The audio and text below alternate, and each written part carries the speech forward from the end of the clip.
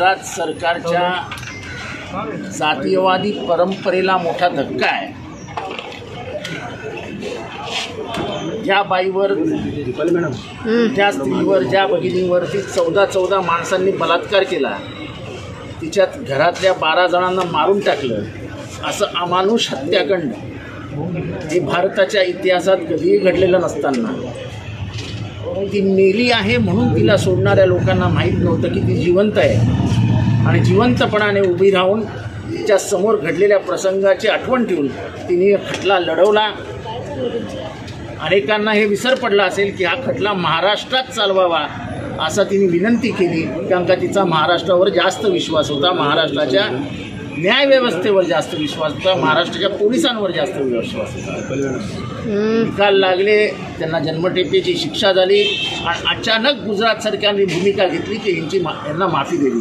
खरं तर सरकारचं हे कामच नाही आणि त्यामुळे सर्वोच्च न्यायालयाने जो निकाल दिलेला आहे त्याचं स्वागत करतो। तसंच महाराष्ट्र सरकारवर काही प्रमाणात ही जबाबदारी दिलेली आहे। मला खात्री आहे की महाराष्ट्र सरकार कुठलाही चुकीचा निर्णय घेणार नाही आणि देश हा सहन करणार नाही। त्याच्यात जात धर्म येत नाही, पण ज्या पद्धतीने एका भगिनीवरती 12 14 जण बलात्कार करतात, 12-14 जणांना मारून टाकतात आणि त्यांना केवळ ते एका समाजाचे आहेत म्हणून बाहेर काढलं जातं, हे दुर्दैवी होतं, त्याचा अंत झाला। विधानसभेचे अध्यक्ष राहुल नार्वेकर 2 दिवसात निकाल देणार अशा पद्धतीची माहिती मिळते। तो निकाल आहे तो त्यांना रिव्ह्यूसाठी दिल्लीला दिला आहे अशी देखील एक माहिती समोर आली। मला माहीत नाही 10 तारखेला ते विधानसभेत येतील की नाही, कारण का ते काहीतरी त्यांना कोविड झाला आहे असं काहीतरी समजतं आहे, त्यामुळे हा राजकीय कोविड आहे, नक्की कोविड आहे हे समजायला काय मार्ग नाही।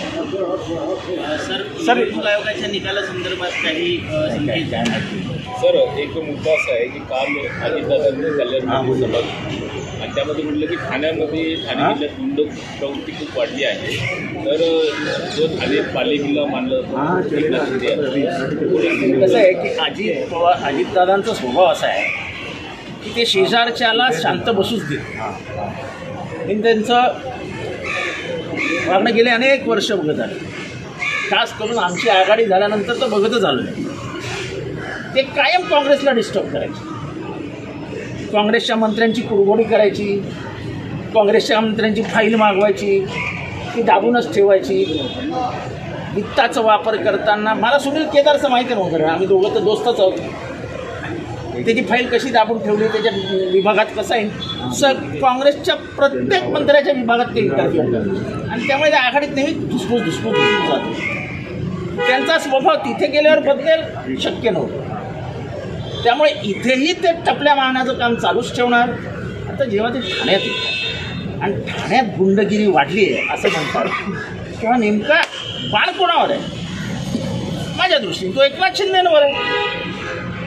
म्हणजे मुख्यमंत्र्यांना तुम्ही संशयाच्या फेऱ्यात अडकवतात हे एवढं समजत नाही, समजूत त्या माणसाला सगळं समजतं, पण ते स्वभाव आहे, ते बोलणार आणि ते डिस्टर्ब करणार बाजूच्याला, ते बीजेपीलाही डिस्टर्ब करणार आणि यांनाही डिस्टर्ब करणार। याला त्याच्यात नवीन नाही आहे, मला काही ते असं काही नवीन गिवीन वाटत नाही। त्याचा मूळ स्वभाव आहे की लोकांना शांत बसू द्यायचं नाही। याच कार्यक्रमात त्यांना असं देखील वक्तव्य केलं की ठाणे जिल्हा हा राष्ट्रवादीमय केला गेला पाहिजे, यासाठी आता कार्यकर्त्यांना प्रयत्न करायला हवे तसे आदेशच त्यांना कळलं की हा काय आपल्या हातातला नाही आहे, त्याच्यामुळे कदाचित ते बोलले असेल। सर, अशी एक चर्चा सध्या प्रचंड प्रमाणामध्ये आहे की शिरूरमध्ये अजित पवारांना मतदारसंघावर दावा केला आणि त्यानंतर तिथं एकनाथ शिंदेंना सभा घेतली, तर इकडे कल्याणमध्ये की त्यांचा मूळ स्वभाव आहे की ते कोएलिशन गव्हर्नमेंटमध्ये शांत बसू शकत नाही। मी उपमुख्यमंत्री आहे म्हणजे मी मुख्यमंत्र्याच्या पण वरती आहे असा त्यांचा समज होतो, मग ते सगळ्या विभागाची मिटिंग बोलवतात, त्यांच्याकडे नसलेल्या डिपार्टमेंटची मिटिंग बोलवतात, मग त्यांच्या सेक्रेटरीला बोलवतात आणि मुख्यमंत्री जे आदेश देण्याच्या अधिकारात असतात ते आदेश स्वतः देऊन टाकतात। हा त्यांची म्हणजे कामाची पद्धती आहे आणि त्या पद्धतीत ते कधीच बदल करणार नाही। ते एकनाथ शिंदे असोत नाही तर देवेंद्र फडणवीस असो।